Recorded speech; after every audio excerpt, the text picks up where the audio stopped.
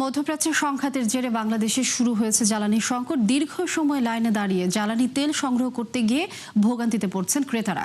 এই বিষয়ে বিস্তারিত জানবো দর্শক। এই মুহূর্তে আমাদের সহকর্মী রাকিব হোসেন যুক্ত হচ্ছেন। রাকিব হোসেন, একটু জানাবেন যে আজকের পরিস্থিতি কেমন দেখছেন?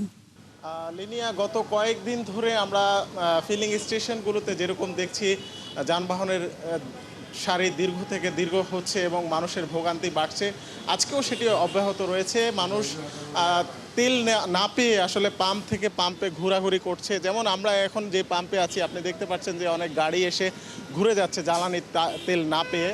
এখানে আসলে সকাল থেকেই কোনো ধরনের ডিজেল বা অকটেন সরবরাহ করা হচ্ছে না। আমরা কর্তৃপক্ষের সাথে কথা বলেছি, তারা বলছেন যে তাদের যেই সরবরাহ নারায়ণগঞ্জ থেকে আসার কথা 13,500 লিটার অকটেন এবং 9,000 লিটার ডিজেল এখন পর্যন্ত এসে পৌঁছায়নি। গতকালকেও আমরা দেখেছি এই পাম্পে সকাল থেকে সন্ধ্যা 6টা পর্যন্ত আসলে কোনো ধরনের জ্বালানি ছিল না।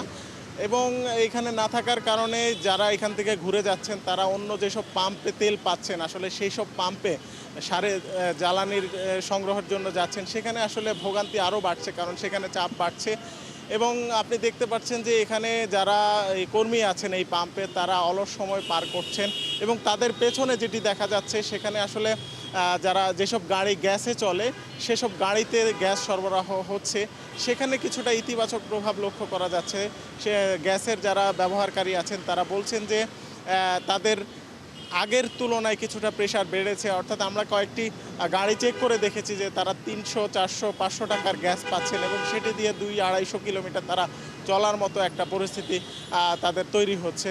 তো এই পরিস্থিতির মধ্যে আসলে বাংলাদেশের জ্বালানি তেলের পরিস্থিতি এবং গ্যাসের পরিস্থিতি, আমরা যতটুকু জেনেছি যে আসলে সরকারের পক্ষ থেকে বিকল্প উৎস থেকে জ্বালানি আমদানির একটা চেষ্টা চলছে এবং রেশনিংয়ের মাধ্যমে যে সীমিত মজুদ আছে সেটি আমদানির নতুন চালান আসা পর্যন্ত সেটি ধরে রাখার একটা চেষ্টা চলছে।